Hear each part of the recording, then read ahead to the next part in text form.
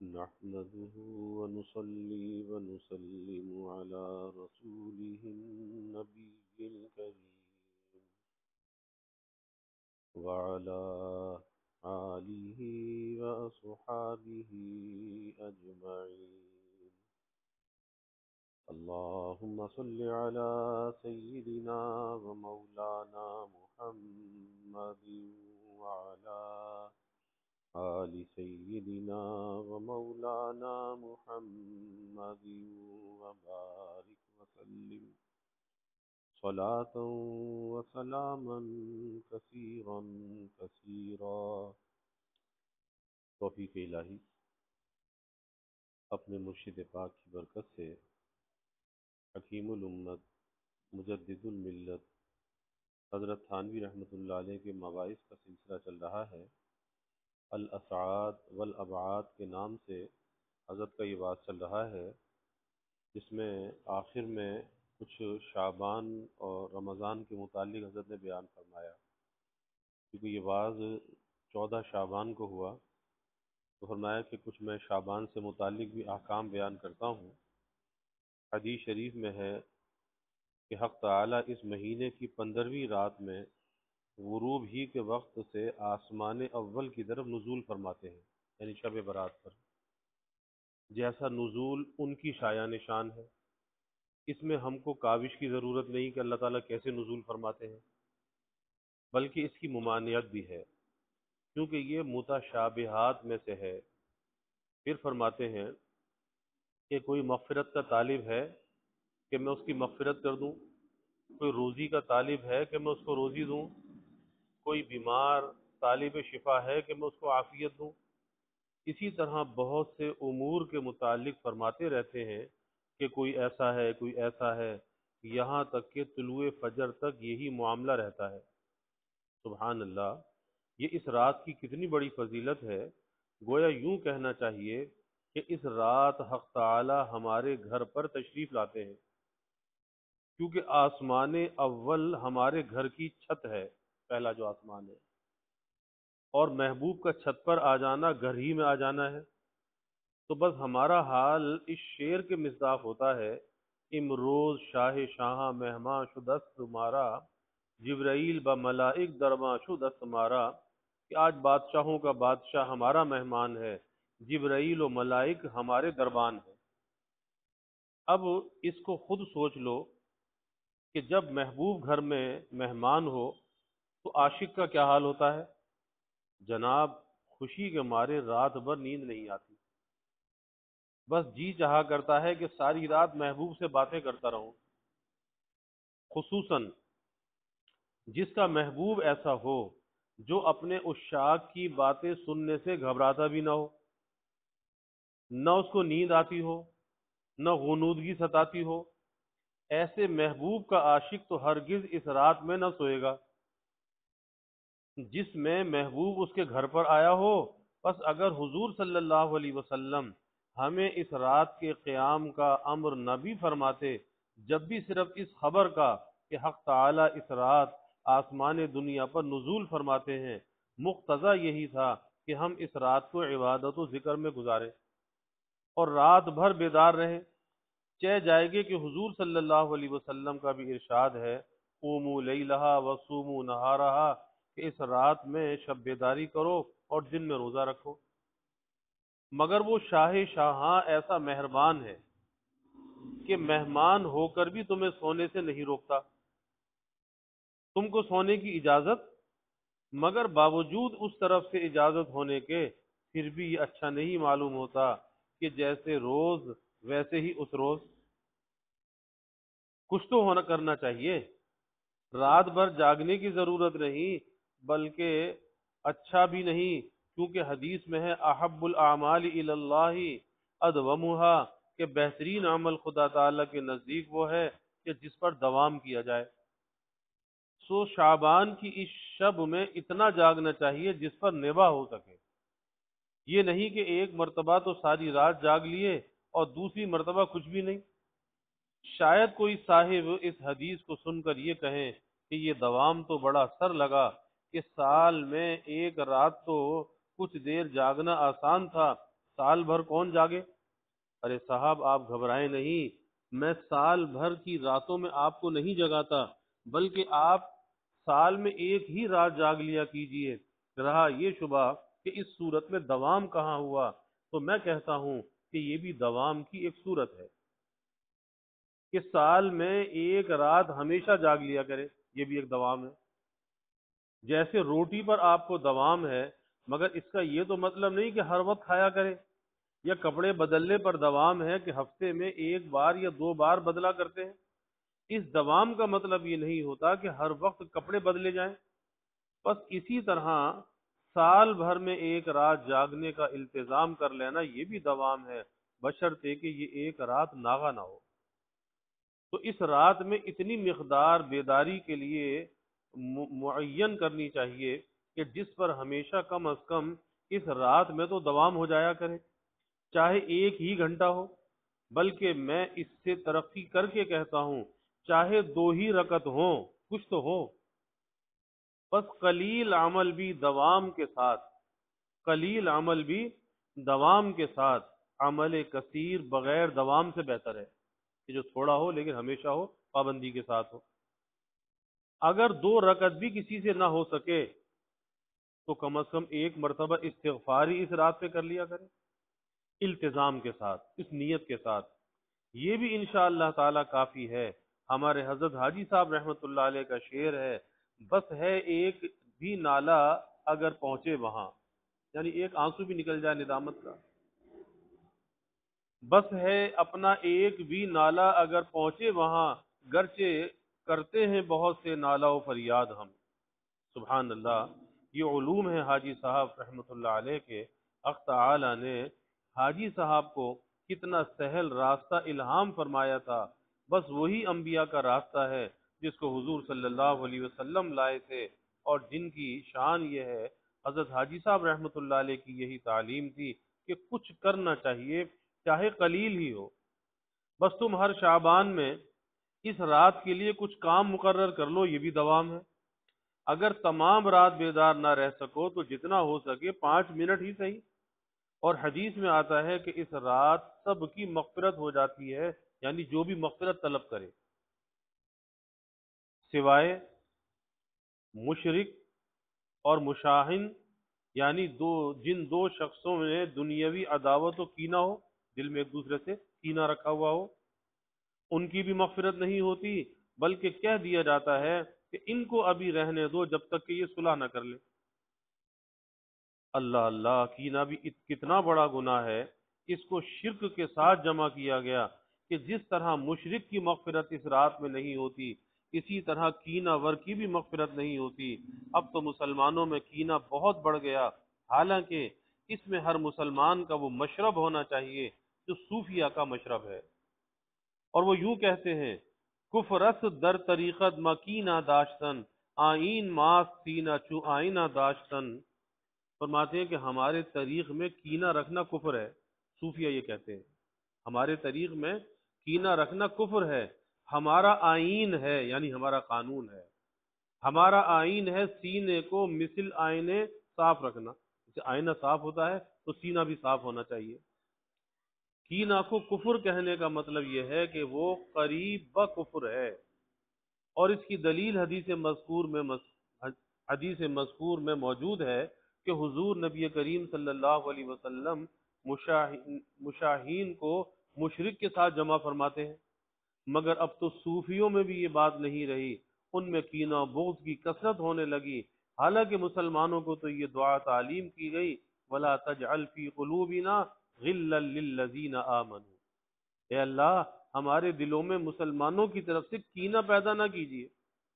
تو اس مرض میں سے بچنا چاہیے، مگر آج کل مسلمان اپنے بھائیوں ہی سے کینہ بہت رکھتے ہیں، غیروں سے تو اتحاد کی کوشش کی جاتی ہے، ان کی غیر قوموں سے اتنا کینہ نہیں ہوتا، کہتے اتحاد ہونا چاہیے جتنا اپنے بھائیوں سے ہوتا ہے۔ افسوس، بس اس رات سے پہلے ہر شخص کو اپنے دل میں سے مسلمانوں کی طرف سے کینہ نکال دینا چاہیے، ورنہ اس کی مغفرت نہ ہوگی۔ اس دن کے ختم ہونے کے بعد، یعنی اس دن 14ویں تاریخ تھی، اب جو رات آ رہی ہے وہی لیلۃ النصف من شعبان ہے، جس کا نام شب برات ہے، مگر حلوے مانڈے والوں کو یہاں آج ہی حلوے مانڈے والوں کے یہاں آج ہی شب برات ہے۔ واقعی ان بدعات کے ساتھ عقل بھی خبط ہو جاتی ہے۔ یہ کتنی بڑی غلطی ہے کہ شب دن کو شب کہتے ہیں، حالانکہ رات پہلے آتی ہے اور دن بعد میں آتا ہے۔ شاید 14ویں تاریخ کو اہتمام کرنے سے 15ویں رات ہی مقصود ہوتی ہوگی، اسی اہتمام کے سبب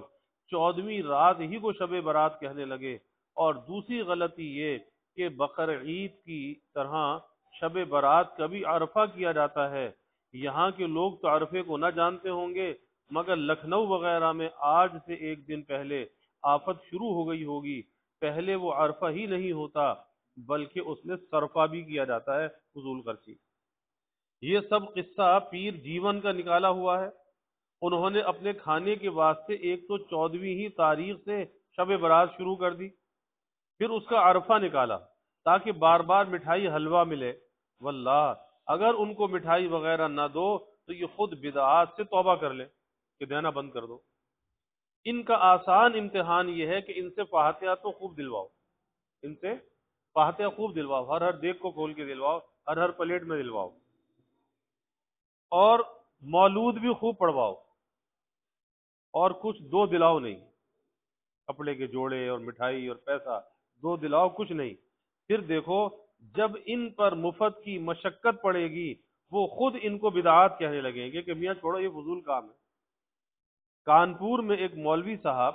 کسی رئیس کے یہاں مولود پڑھنے گئے، درمیان میں آپ نے ایک شعر پڑھا اور وجد ظاہر کر کے اپنا کرتا گھر سے پھاڑ ڈالا، ایک مصنوعی وجد طاری کیا اور کرتا اپنا پھاڑ دیا۔ یہ معاملہ دیکھ کر گھر والے نے اسی وقت بزاز کے یہاں سے اس بدذات کے واسطے کپڑا منگایا، کیونکہ اس میں ان کی سبکی تھی کہ مولوی صاحب ان کے گھر آئے تھے اور سر ننگے جائیں گے یہاں سے، یعنی آئے تھے کپڑے پہن کر اور جائیں گے سر ننگے۔ تو یہ لوگ دنیا وصول کرنے کے لیے ایسی ایسی ترکیبیں کرتے ہیں، اگر ان کو کچھ نہ دیا جائے اس وقت سب بدعات کی حقیقت خود ہی کھل جائے گی۔ لوگ خوامخواہ دلائل سے ان کو طے کرنا چاہتے ہیں، حالانکہ حق و ناحق کا امتحان اس ترکیب سے بآسانی ہو سکتا ہے۔ مولوی عبدالحق صاحب خیر آبادی وہ معقولی تھے مگر خوش عقیدہ تھے۔ ان سے کسی نے پوچھا کہ حضرت مولود پڑھنا کیسا ہے؟ فرمایا کہ بڑی برکت کی چیز ہے۔ اس کی ادنا برکت تو یہ ہے کہ مولود خواہ کو کم از کم 2 حصے تو ضرور ہی ملتے ہیں۔ اسی طرح ایک مرتبہ ایک خان صاحب مولانا کے پاس آئے تھے۔ وہ اس زمانے میں مستاجری کرتے تھے جس کا بھوپال وغیرہ میں بہت رواج تھا۔ تو مولانا نے خان صاحب سے پوچھا کہ آج کل تو وصول یابی کے دن ہیں، آپ یہاں کیسے آ گئے؟ تو خان صاحب بولے میں تو گاؤں کو بڑے پیر صاحب کے سپرد کر آیا ہوں۔ مولانا صاحب نے فرمایا اچھا، ہم تو اب تک یہ سمجھتے تھے کہ بڑے پیر صاحب تو ولی ہیں، مگر آپ کے قول سے معلوم ہوا کہ وہ پدھان بھی ہیں، یعنی چوکیداری کرنے والے، جو زمین و جائیداد کا بھی انتظام کرتے ہیں۔ غرض ان بدعات کا کچھ خاصہ ہے کہ ان سے عقل بھی خبط ہو جاتی ہے، اور منشا سب کا وہی پیٹ کا دھندا ہے۔ یہ پیٹ انسان سے سب کچھ کراتا ہے۔ چنانچہ بدعات شعبان میں بھی انہی حضرت کی برکت کا ظہور ہوتا ہے۔ مسلمان کے لیے اتنی بات کافی ہے کہ جو کام کرے یہ دیکھ لے کہ حضور صلی اللہ علیہ وسلم نے بھی اس کو کیا ہے یا نہیں، یا اشارتاً یا دلالتاً اس کی ترغیب دی ہے یا نہیں۔ چنانچہ شعبان کی اس رات میں حضور صلی اللہ علیہ وسلم نے کھانا حلوہ وغیرہ کچھ نہیں پکوایا۔ جب حضور صلی اللہ علیہ وسلم نے یہ کام نہیں کیا تو تم کیوں کرتے ہو؟ شیخ سعدی فرماتے ہیں بزہد و ورا کوش و صدق و وفا ولیکن می فضائے بر مصطفیٰ، یعنی زہد و ورا و صدق و صفا میں کوشش کرو لیکن رسول اللہ صلی اللہ علیہ وسلم سے بڑھنے کی کوشش نہ کرو کہ جو کام آپ نے کیا ہو وہ کام تم کرنے لگو تو آپ سے آگے کی بڑھنے کی کوشش ہے، کیونکہ حضور صلی اللہ علیہ وسلم سے کوئی بڑھ نہیں سکتا، بلکہ جو حضور صلی اللہ علیہ وسلم سے بڑھنا چاہتا ہے وہ اور نیچے گر جاتا ہے۔ بھلا ان بدعات میں تو بعض منکرات مختلف ہیں جن کی وجہ سے ان کو مباح بھی نہیں کہا جا سکتا، لیکن اگر کوئی کام منکرات سے خالی بھی ہو اور فی نفسی ہی مباح ہو لیکن رسول اللہ صلی اللہ علیہ وسلم نے اس کو اختیار نہ کیا ہو تو عارفین اس کو بھی پسند نہیں کرتے، بلکہ انہی کاموں کو پسند کرتے ہیں جو حضور صلی اللہ علیہ وسلم سے عملاً ثابت ہے۔ چنانچہ مولانا گنگوہی قدس اللہ سرہ فرماتے ہیں کہ حضرت حافظ محمد ضامن صاحب شہید رحمت اللہ علیہ نے ایک بار فرمایا کہ بھائی، بزرگوں نے تو ہر لقمے اور ہر گھونٹ پر الحمدللہ کہنے کی ترغیب دی ہے کہ اس کی قدردانی رزق کی، اور یہی ان کا معمول بھی ہے، مگر ہم کو تو حضور صلی اللہ علیہ وسلم کے فعل سے محبت ہے کہ بس ایک بار شروع کھانے میں بسم اللہ کہہ لے اور ایک بار فراغت کے بعد الحمدللہ الذی اطعمنا وسقانا وجعلنا من المسلمین، کہ سب تعریف ہے اللہ ہی کے لیے جس نے ہم کو کھلایا اور پلایا اور مسلمانوں میں سے کیا، یہ کہہ لے۔ تو مولانا گنگوئی رحمت اللہ علیہ نے فرمایا کہ حافظ صاحب نے یہ کیا اچھی بات فرمائی، اتباع سنت اسی کا نام ہے، نہ اپنی طرف سے کمی کرے نہ زیادتی کرے، مگر ہم لوگوں نے تو محض نام ہی یاد کر لیا ہے۔ بس اتباع سنت اسی میں ہے کہ اس زمانے کے متعلق جو کچھ حضور صلی اللہ علیہ وسلم سے ثابت ہے وہی کیا جائے، اور اپنی طرف سے کچھ زیادتی نہ ایجاد کی جائے۔ شعبان کے مہینے میں حضور صلی اللہ علیہ وسلم سے ایک تو یہ ثابت ہے کہ 15ویں رات کو اور کچھ اور راتوں سے زیادہ بیدار رہا جائے، اور دوسرے یہ ثابت ہے کہ 15ویں تاریخ کو روزہ رکھا جائے۔ اس روزے کا بہت ثواب ہے، اور حکمت اس دن کے روزے کی اور اس رات کے قیام کی یہ سمجھ میں آتی ہے کہ نصف شعبان کا وقت مقدار و کیفیت وغیرہ میں رمضان کے وقت کے مماثل ہوتا ہے، اس سے ملتا جلتا ہوتا ہے۔ چنانچہ اس کے بعد رمضان تک دن کی زیادتی کمی میں نمایاں فرق نہیں ہوتا، چند ہی منٹوں کا تفاوت ہوتا ہے، نیز موسم میں بھی کچھ زیادہ تغیر نہیں ہو سکتا۔ 15 دن میں کوئی معتد بھی تفاوت نہیں ہوا کرتا، جیسی گرمی 15 شعبان کو ہوگی بس قریب قریب اسی کے یکم رمضان کو بھی ہوگی۔ تو اس دن کے روزے کی اور اس کے رات کے قیام کی ترغیب میں یہ حکمت معلوم ہوتی ہے کہ اس دن کا روزہ رکھ کر اور اس کی رات کو جاگ کر امتحان کر لو کہ بس رمضان کا روزہ بھی ایسا ہی ہوگا اور تراویح کی نماز بھی ایسے ہی ہوگی جیسے اس رات کا جاگنا، تو پھر گھبراتے کیوں ہو؟ میں اس حکمت کا دعویٰ تو نہیں کرتا، مگر مجھے یہ حکمت معلوم ہوتی ہے، اور گو یہ حکمت مقصود نہ ہو، مگر اس دن کے صیام اور رات کے قیام پر یہ فائدہ مرتب تو ضرور ہوتا ہے کہ اس سے رمضان کے صیام و قیام کا نمونہ معلوم ہو کر اس کی ہمت بند جاتی ہے، اور مجھے یہی حکمت معلوم ہوتی ہے حدیث میں کہ جب نصف شعبان گزر جائے تو سوائے رمضان روزہ نہ رکھا جائے، یعنی 15 شعبان کے بعد روزہ نہ رکھو، منع فرمایا۔ جب شعبان نصف گزر جائے اور گزر جانے کے ترجمے سے خود 15ویں شعبان کا اس سے خارج ہونا مفہوم ہو گیا، کیونکہ نصف متیقن 15ویں کے بعد ہی گزرتا ہے نہ اس سے پہلے، تو رمضان کے سوا اور روزہ نہیں، اس سے بھی رمضان کے لیے ہمت کا تازہ رکھنا مقصود ہے۔ اگر نصف شعبان کے بعد روزے رکھے گئے تو اس سے لحوق ضعف کا اندیشہ ہے، جس سے شاید رمضان کے روزوں کی ہمت پست ہو جائے، اور اگر نصف شعبان کے بعد کھانے پینے میں مشغول رہیں گے تو وہ ہمت جو ایک روزے کے امتحان سے پیدا ہو چکی تھی وہ کمزور نہ ہوگی۔ باقی احکام شرعیہ کی مسائل کا احاطہ کون کر سکتا ہے؟ یہ بھی حق تعالی کا انعام ہے، کچھ تھوڑی بہت حکمتیں ہم جیسوں کو بھی بتلا دی جاتی ہیں جن سے ضعیف الایمان لوگوں کی تسلی ہو جاتی ہے، ورنہ مسلمان کا اصل مذاق تو یہ ہونا چاہیے،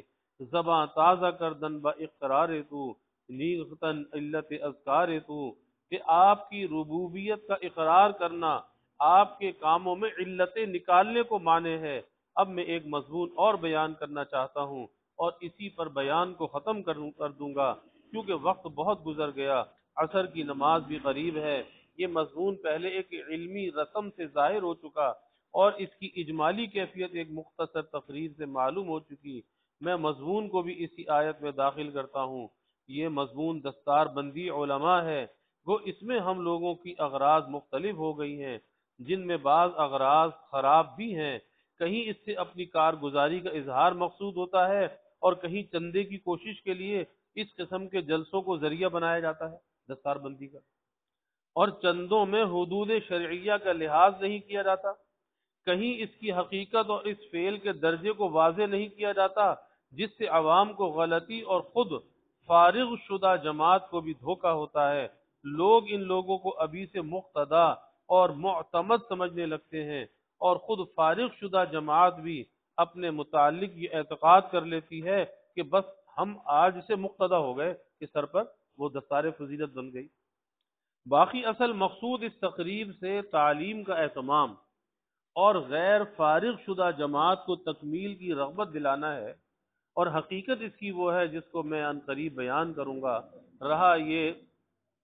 کہ ہماری غرض اس وقت اس تقریب سے کیا تھی، تو یہ بات گو مجھے اپنے آپ نہ بیان کرنی چاہیے تھی، مگر خدا تعالیٰ کی نعمت سمجھ کر بیان کرتا ہوں کہ بحمد اللہ یہاں اس تقریب سے نہ مدرسے کی شہرت مقصود ہے، اور اس مختصر جلسے سے جس کے لیے کوئی تداعی و اہتمام مطلق نہیں کیا گیا، اس کا وہم ہی کیا ہو سکتا ہے، نہ مدرسے کی کارگزاری کا اظہار مقصود ہے، اور یہ کارگزاری ہی کیا ہو سکتی ہے کہ ساری عمر میں مدرسے سے ایک طالب علم کی تکمیل ہوئی، نہ اس سے کوئی چندے کی کوشش مقصود ہے، کیونکہ یہ دفتر ہی یہاں بند ہے، نہ یہاں اس کی سعی ہے، نہ مدرسے سے چندے کی فہرست اور حساب کی روداد شائع ہوتی ہے، اور آج تک بھی ایسا ہے کہ وہاں پر کوئی چندہ نہیں ہوتا، محض توکل پر کام چل رہا ہے۔ نہ اس تقریب سے عوام پر یہ ظاہر کرنا ہے کہ وہ ان فارغ شدہ طالب علم کو آج ہی سے مقتدا اور عالم فاضل سمجھنے لگے، بلکہ یہ محض بتلانا ہے کہ ان صاحب نے ہمارے مدرسے میں درسیات کی تکمیل کر لی ہے، اور ہمارے نزدیک ان میں استعداد اور مناسبت علوم سے پیدا ہو گئی ہے، جن کی شہادت مدرسین مدرسہ نے سند دے کر ظاہر کی ہے۔ باقی محض استعداد و مناسبت سے مقدائیت اور فضل و کمال پیدا نہیں ہو جاتا، بلکہ اس کے لیے شغل درس تدریس اور کتب دینیہ کا مطالعہ کرتے رہنا ضروری ہے، اور یہی مطلب ہے مدرسین کا سند دینے سے کہ ہمارے نزدیک ان میں استعداد و مقتدائیت موجود ہے، اگر یہ اس استعداد سے کام لیتے رہیں گے تو انشاءاللہ ایک دن مقتدا اور معتمد عالم ہو جائیں گے، کام لیتے رہیں گے۔ اور دوسری غرض اس تقریب سے وہ ہے جو اس آیت مطلوبہ میں اس مضمون کے انطباق سے ظاہر ہوگی۔ اس آیت کے اخیر میں حق تعالیٰ فرماتے ہیں ذالکم وصاکم بہ لعلکم تتقون، کہ اللہ تعالیٰ نے تم کو ان کا حکم دیا ہے تاکہ تم متقی ہو جاؤ۔ میں اس مضمون کو ذالکم وصاکم بھی میں داخل کرنا چاہتا ہوں، کیونکہ جس طرح اس جملے میں حق تعالیٰ نے صراط مستقیم کے اتباع کی وصیت فرمائی ہے، اسی طرح دستار بندی اور اعطائے سند بھی وصیت عملی ہے، جس سے مقصود فارغ شدہ طالب علم کو اتباع صراط مستقیم کی وصیت مقصود ہے، اور ان کو بتلانا ہے کہ تم ہمارے نزدیک عامل شریعت ہو اور مقتدا بننے کی تم میں استعداد پیدا ہو گئی ہے، اب ہم تمہاری اس قابلیت کو عملاً ظاہر کرتے ہیں، کیونکہ عادتاً حیادار طبائع کو اس عملی صورت کی لاج بہت ہوا کرتی ہے، جس سے وہ اپنے اوپر ایک بار گرا محسوس کرتے ہیں، نیز عوام کو بھی اس صورت سے یہ وصیت مقصود ہے کہ یہ فارغ شدہ طالب علم اب عالم ہو گئے، اب ان کا ادب کرنا چاہیے اور ان سے مستفید ہونا چاہیے، بشرطے کہ یہ اسی شغل میں لگے رہیں۔ پس جس طرح کی آیت میں اصل مقصود تاکیدی حکم ہے اتباع صراط مستقیم کا، جس کو مجازن وصیت سے تعبیر کیا گیا، اسی طرح یہاں اس عملی صورت دستار بندی وغیرہ سے اصل مقصود تاکیدی حکم ہے ان صاحب کو جن کی دستار بندی کی گئی ہے، جس کو مجازن میں وصیت سے تعبیر کرتا ہوں۔ اب اس مضمون کا تعلق آیت کے اس جز سے واضح ہو گیا، نیز انطباق کی اس تقریر یہ ہو سکتی ہے کہ جن اعمال کی یہاں وصیت ہے ان پر عمل کرنا موقوف ہے علم پر، تو عمل کی تاکید مستلزم ہے تحصیل علم کی تاکید کو، تو تحصیل علم کو موجب اسعاد سمجھ کر اختیار کیا جائے، اور جہل کو موجب ابعاد سمجھ کر اختیار کرے، اور جہل کو موجب ابعاد سمجھ کر ترک کرے۔ اور تیسرے مضمون کے اعتبار سے اس بیان کے نام میں ایک اضافہ کر کے الاسعاد والابعاد مع مجلس قباد، مع مجلس قباد رکھتا ہوں۔ وہ نام لمبا ہو گیا، مگر مولوی قباد کے دوست کتنی مشقت برداشت کر لیا کریں گے۔ لمبے نام پر ایک حکایت یاد آئی کہ ایک شخص کی کنیت عبداللہ تھی، کسی نے اس سے پوچھا کہ تیری کنیت کیا ہے؟ تو صرف ابو عبداللہ کہتے ہوئے اسے شرم آئی کہ یہ تو ذرا سا نام ہے، تو وہ جواب میں کہتا ہے ابو عبداللہ السمیع العلیم الذی امسک السماء ان تقع علی الارض الا باذنہ۔ اس پر ظریف نے کہا مرحبا بک یا ابا نصف القرآن۔ واقعی خوبی ظرافت کا جواب دیا۔ تو ایسے ہی اس بات کا نام لمبا ہو گیا، اتنا فرق ہے کہ وہاں طول بے ضرورت تھا اور یہاں طول بضرورت ہے۔ اللہ تعالیٰ خیر لگے۔